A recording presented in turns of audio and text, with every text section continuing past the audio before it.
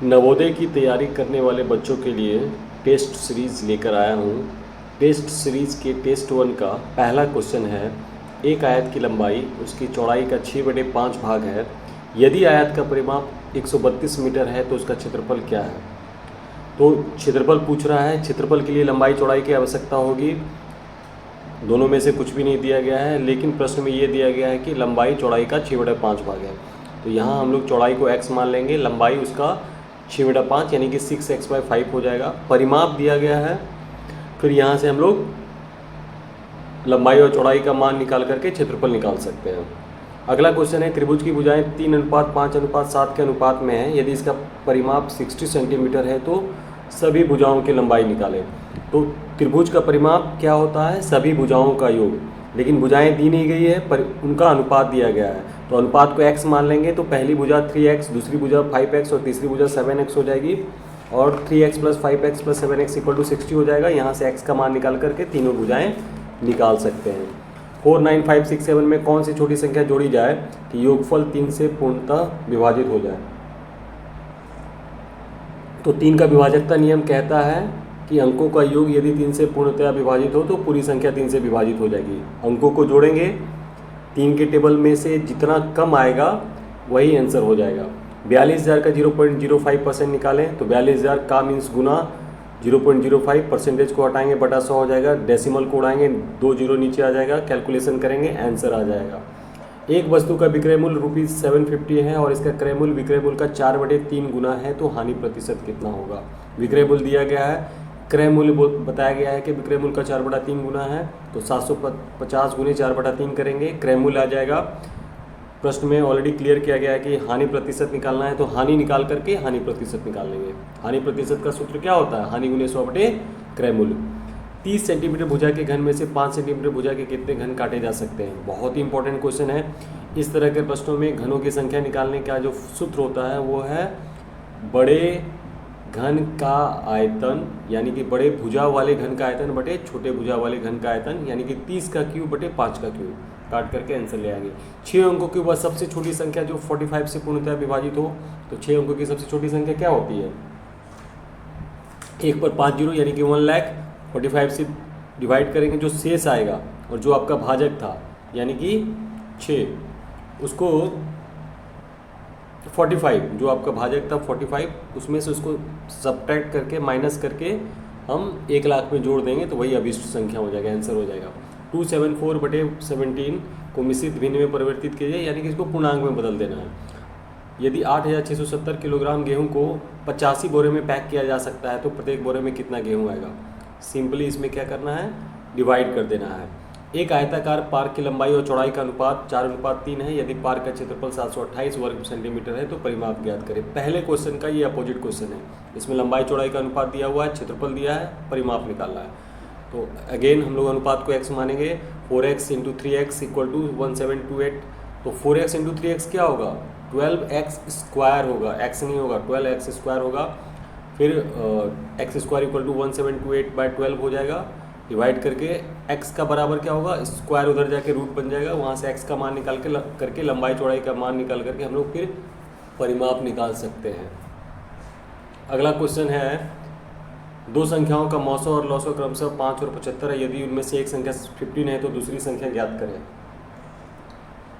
दूसरी संख्या का सूत्र क्या होता है, मौसो गुने लौसो बटे पहली संख्या। 12 नंबर क्वेश्चन ऐड करना है। 13 नंबर क्वेश्चन x का मान निकालना है। यहाँ पर ये x 45 डिग्री और 70 डिग्री, ये तीनों मिलकर एक रैखिक युग्म बना रहे हैं। एक चांद की आकार बन रही है, पूरे वृत्त का आधा है, तो यहाँ पे रैखिक युग्म का कोण क्या होता है, 180 डिग्री होता है। तो x + 45 डिग्री + 70 = 180 होगा। x का मान निकालेंगे। 9 आइसक्रीमों का मूल्य 67 रुपीज़ 50 पैसे है, तो 100 आइसक्रीमों का मूल्य क्या होगा। आसान क्वेश्चन है। 9 किसी संख्या का 5% है, तो वो संख्या क्या है, माना कि संख्या x है, तो x का 5% बराबर 9। यहाँ से x का मान निकाल लेंगे। 216, 288 तथा 720 का मौसो निकाले। महत्तम समावर्तक निकालना है, भाग विधि से निकाल लेना है।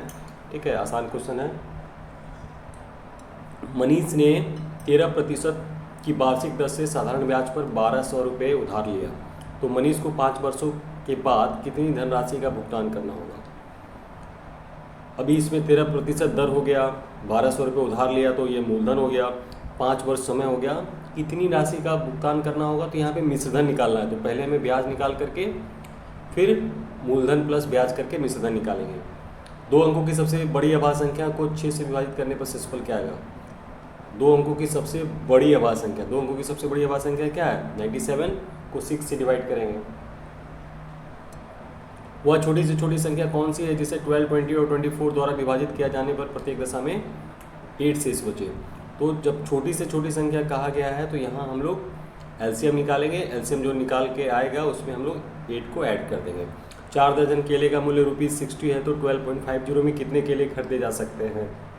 4 दर्जन केले मतलब 1 दर्जन में 12 केला, तो 4 दर्जन में 12 चौक 48 केला, तो 48 केले का दाम 60 रुपये। यहाँ उल्टा करके लेंगे, 60 रुपये में 48 केले तो 1 रुपये में 48/60, तो 12 रुपये 50 पैसे में 48/60 गुने 12.50 हो जाएगा, वहाँ से आंसर आ जाएगा। 2 दिन में कितने सेकंड होते हैं?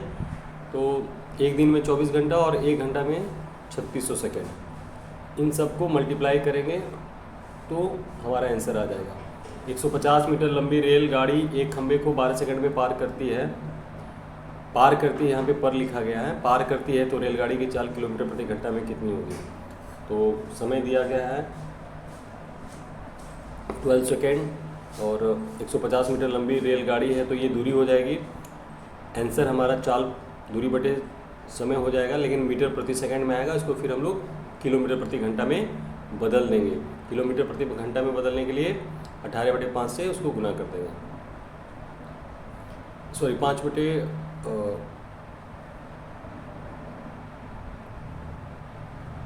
मीटर प्रति सेकंड है ना, तो मीटर को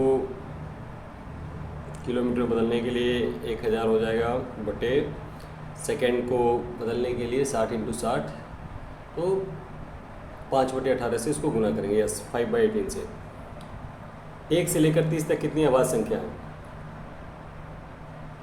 बहुत बार आपको याद कराया गया है। 1 से लेकर 30 तक आभाज्य संख्या लिखना है। 1, 5, 5, 6, 7 को किस संख्या से भाग देने पर भागफल 84 तथा शेष 27 प्राप्त होता है? भाजक निकालना है, तो भाज्य बराबर भाजक गुना भागफल प्लस शेष, इस फॉर्मूला में पुट कर देना है और यहाँ से भाजक निकाल लेना है। वर्ग का परिमाप आयत के परिमाप के बराबर है। लंबाई 16 मीटर, चौड़ाई 12 मीटर, तो वर्ग का क्षेत्रफल निकालें। तो यहाँ वर्ग का परिमाप का फॉर्मूला क्या हो जाएगा? जो आयत का परिमाप होता है 2 गुने लंबाई प्लस चौड़ाई, और परिमाप निकाल करके उसके बाद हम वहाँ से पहले वर्ग की भुजा निकाल लेंगे, परिमाप बटे 4, और उसके बाद फिर क्षेत्रफल निकालेंगे। 3 घंटियाँ 8, 12 तथा 15 मिनट के अंतराल पर बजती है। यदि वह सुबह 9 बजे एक साथ बजे तो पुनः कितने देर बाद एक साथ बजेंगी? एलसीएम निकाल करके 9 में ऐड कर देना है उतना मिनट।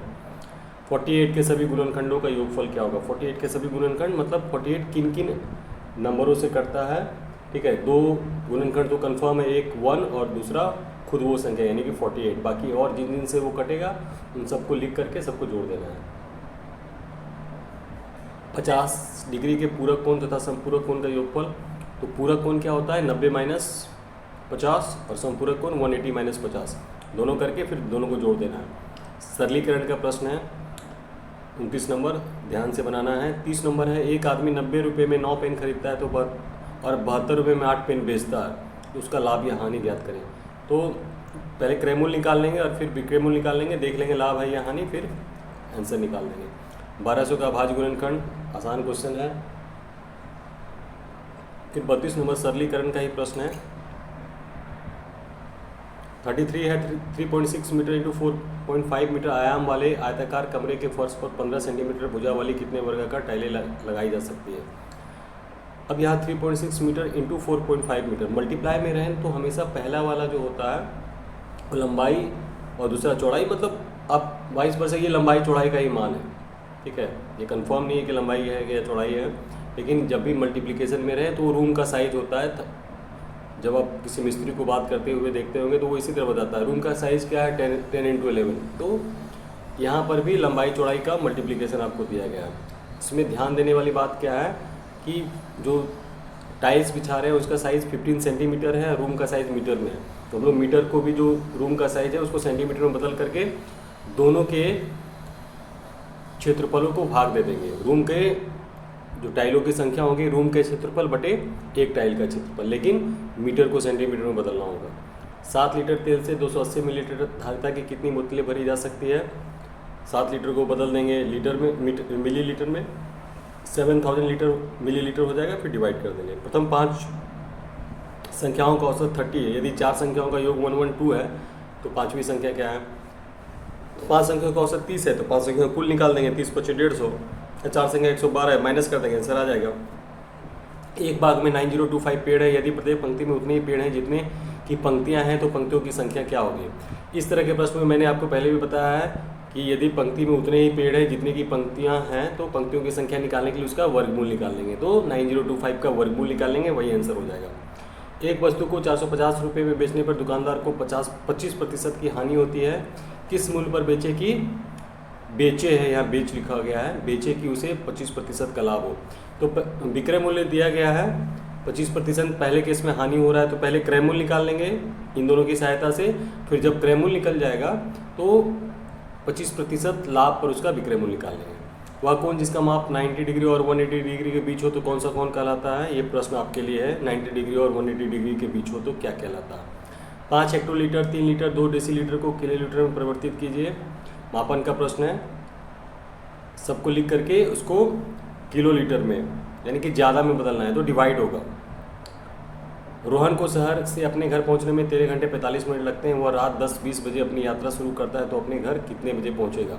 सवाल को थोड़ा सा बदल दिया गया है। हर क्वेश्चन में ये निकालना पड़ता था कि कितना समय लगता है। ये जो 13 घंटे 45 मिनट ये आंसर आता था, इस प्रश्न में ऑलरेडी वो दिया गया। तो आपने करना क्या है, 10-20 जो रात का है उसमें 13 घंटे 45 मिनट जोड़ देना है।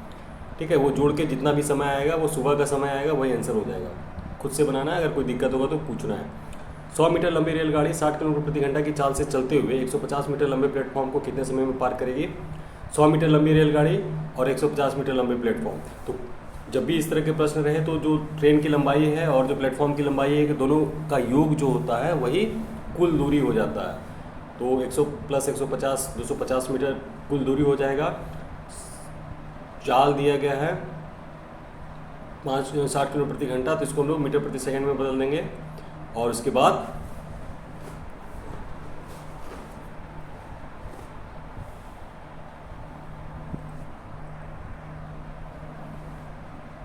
समय निकाल लेंगे। यहाँ पे 47260 में 7 के स्थानीय मान और जाति मान का गुणनफल ज्ञात कीजिए। 47260 में स्थानीय मान और जाति मान ये तो पता ही है, प्लेस वैल्यू और फेस वैल्यू। फेस वैल्यू किसी भी संख्या का जाति मान वही संख्या होता है, और स्थानीय मान उस स्थान में उसका क्या वैल्यू है। जैसे 47260 में 7 का स्थानीय मान क्या हो जाएगा, ये 1000वें स्थान पे है तो 7000 हो जाएगा। एक त्रिभुज के आधार की लंबाई 12 मीटर तथा ऊंचाई 15 मीटर है तो क्षेत्रफल क्या होगा? क्षेत्रफल क्या होता है? 1/2 गुने आधार गुने ऊंचाई। 36 आदमी एक कुएं को 30 दिनों में खोद सकते हैं तो 24 आदमी कुएं को खोदने में कितना समय लगेगा? एक नियम का प्रश्न है, सॉल्व करना है। 76 × 52 × 68 को निकटतम दहाई तक में निरूपित कर गुणनफल ज्ञात करें। तो पहले सबको जो है ना 76 का निकटतम दहाई क्या हो जाएगा 80, 52 का निकटतम दहाई क्या होगा 50 और 68 का 70। फिर सबको गुणा कर देना है। a/b एक भिन्न जहाँ a = b-2 और a + 9/b -a/b = 9/13 हो तो a/b का मान निकालें। ये प्रश्न अभी मैंने आपको कुछ दिन पहले आपको बताया भी था। बहुत इंपॉर्टेंट क्वेश्चन है, एग्जाम में भी आया हुआ प्रश्न है। खुद से सॉल्व कीजिएगा, दिक्कत होगा तो मैं बताऊंगा। राम का अंक श्याम से 10 ज़्यादा है, श्याम का अंक मोहन से 5 अंक ज़्यादा है, तीनों का कुल प्राप्तांक 140 तो राम का अंक ज्ञात करें। तो x मान के बनाना है, श्याम का ही मान लीजिएगा। श्याम का अगर आप x मानते हैं तो राम का x + 10 हो जाएगा। नहीं, फिर यहाँ पे श्याम का अंक मोहन से 5 अंक ज़्यादा है। यहाँ पे मोहन का अंक मानना होगा। मोहन का अंक आप x मानिएगा तो श्याम का अंक हो जाएगा x + 5 और राम का अंक हो जाएगा श्याम के अंक से 10 ज़्यादा है ना तो x + 5 + 10 x + 15। प्रश्न को थोड़ा सा घुमाया गया है, ठीक है, ध्यान से बनाइएगा। 45079 से 5 अंकों की सबसे बड़ी सम संख्या तो सबसे छोटी विषम संख्या का अंतर क्या होगा? सबसे बड़ी सम संख्या बनाना है और सबसे बड़ी विषम संख्या, सबसे छोटी विषम संख्या बनाना है, ध्यान से बनाना है और उसका फिर माइनस कर देना है। राम का वेतन श्याम के वेतन से 50% अधिक है। यदि राम का वेतन ₹30 है तो श्याम का वेतन क्या होगा? राम का वेतन 30 दिया गया है और श्याम का वेतन